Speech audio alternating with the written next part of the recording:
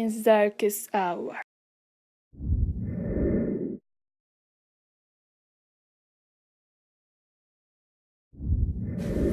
Oh, such a beautiful boy. It's going to be Charles Robert Darwin.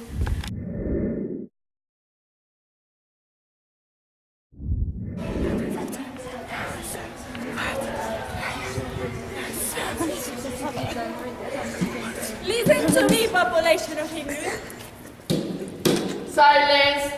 It will be my unceasing study to maintain the reformed religion, as by law established, securing at the same time to all the full enjoyment of religion's liberty. And I shall steadily protect the rights and promote the utmost of my power, the happiness and welfare of all classes of my subjects. Thank you. I love you! We enjoy the best! In return from the Beagle Bolas, Robert buried his son and initially refuses to allow him to journey on the Beagle, to encounter first his cousin, the very attractive Emma Wedgwood, who will become his wife, and second, the ornithologist John Wool, who identified the birds collected on the Galapagos Islands. Before, Darwin was learning of evolutionary theory from Robert Grant in Edinburgh and grappling politely for purity over vernacular nomenclature with John Gray of the British Museum. Sorry, Father, I'm going to the Beagle. Don't go to Beagle. It would affect your reputation as a naturalist. Church will judge you and they can put you in jail, Charles. So please don't go to Beagle. Oh, my beautiful cousin Emma, would you marry me? Of course, Charles. March 1958, interned Indonesia. Wallace, naturalist and co-discoverer with Darwin of the theory of natural selection, is in his jungle hut, in a malaria fever, murmuring to himself, Malthus, truths on humans, populations, external pressures, and he jots down words onto paper. He is preparing a letter to Darwin. It is the delivery of this letter from Wallace to Darwin that becomes Darwin's darkest hour. Wallace is suffering from malaria, alone among his exotic natural history collections, located somewhere unspecified in the Malaysian forest. In this letter, Wallace enclosed a short and brilliantly incisive essay describing his own theory of evolution by natural selection. Dear Charles Darwin,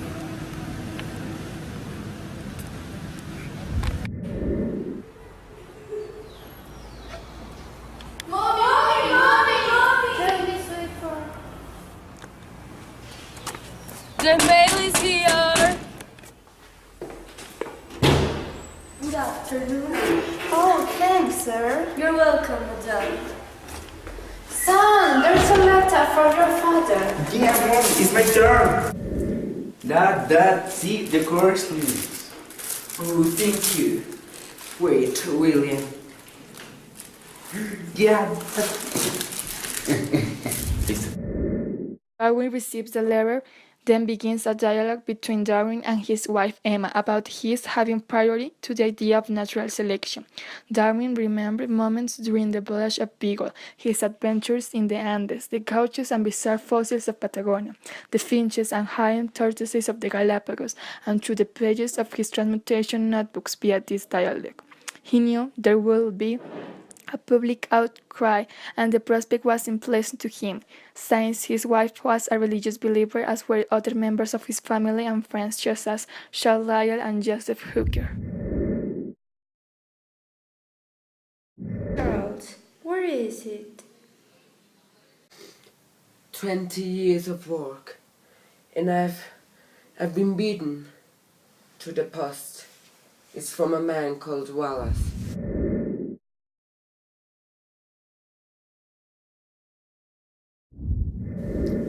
I suddenly saw nature as she is: predation, competition, excess reproduction, death. A war of all against all species, including man, Emma, predating endlessly upon each other and within their own groups. Charles, Nature may be terrible, but she's also beautiful. When I see a flower, I don't see ugliness. I see beauty, pure, overwhelming beauty. Darwin's greatest personal crisis, the anguishing decision over whether to go public with his theory of evolution. Darwin spent years refining his ideas and penning his book The Origin of Species. Yet, daunted by looming conflict with the orthodox religious values of his day, he resisted publishing. Do I publish or not? I think you must publish. You'd be sorry to see me an object of hatred. You must think carefully. Have you come to any decision about publishing? Emma, I think I'm gonna publish. Family was heavily involved in his work at Down House, the domestics of Darwin's research. He was an unconventional father, very involved in the raising of his children, and at times his children became themselves scientific subjects. Darwin's children assist and been attentive to his various experiments on plants and bees. So that this will be called natural selection? Right. But firstly, you have to find some bees. Oh look, here's another bee. If you can see, these bees are different to their parents because they have to adapt to a different environment. Robert Darwin advised his son during a car ride to be very careful about publicizing his new theory of evolution because it will strike against the religious beliefs of much of his family and friends. This hurt them and perhaps damaged his reputation among the public. Charles, you must be very careful when you publish your book. You can strike against Emma's religious beliefs and your family. Your reputation as a naturalist can also be affected. So please, Charles, be very careful. Don't worry, father. I'll be careful.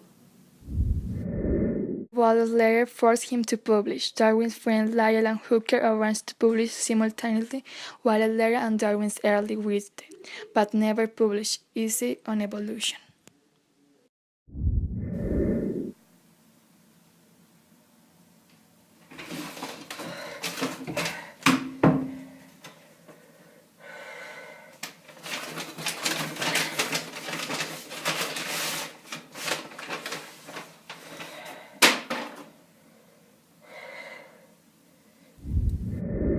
Darwin lost two sons in infancy, but the most devastating loss was his daughter Annie when she was 10.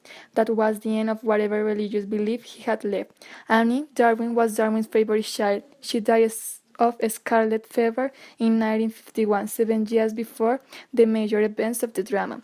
The death of Darwin's daughter Annie in 1951, which some believe was the final straw in pushing Darwin away from Christianity, and thus allowing Darwin to further explore his thoughts on transmutation and others not. Although the joint publication of Darwin and Wallace's new hypothesis of natural selection had virtually no impact on biology, but Darwin's book about a year later finally had a major effect, since it had, in addition to proposing the hypothesis of natural selection in much greater detail, the much greater benefit of providing the abundant scientific evidence that species evolve, most of which was unknown to the public. Within a decade, evolution replaced creationism among almost all scientists and the educated public as the explanation for the origin of species, including humans. Natural selection, on the other hand, was not fully accepted by biologists until the 1930s, long after Darwin died.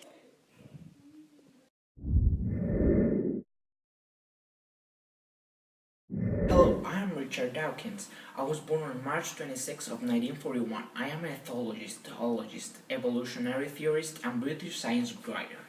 I started at the Charles Simonyi Chair of Public Understanding of Science at the University of Oxford until 2008. Also, I am author of The Selfish Gen, who's one of my recognized books. It was published in 1976, which popularized the evolutionary vision focused on the genes and introduced the terms mem and memetics. In 1982, I made an original contribution to evolutionary science with my theory presented in my book The Extended Phenotype, in which I state that the phenotypic effects are not limited to an organism's body, but can stretch into the environment, including the bodies of other organisms. Work grading this schooling led me to also work in other media, such as several television programs on evolutionary biology, creationism, and religion. In another of my books, The God Delusion, I argue that it was almost a certainty that a supernatural creator does not exist and that belief in a personal God could be described as a mirage.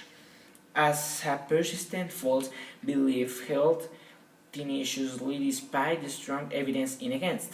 I agree with the observation made by Robert M. Persing in relation to that when a person suffers from a delusion, it is called insanity. But when many people suffer from that delusion, it is called religion. The end.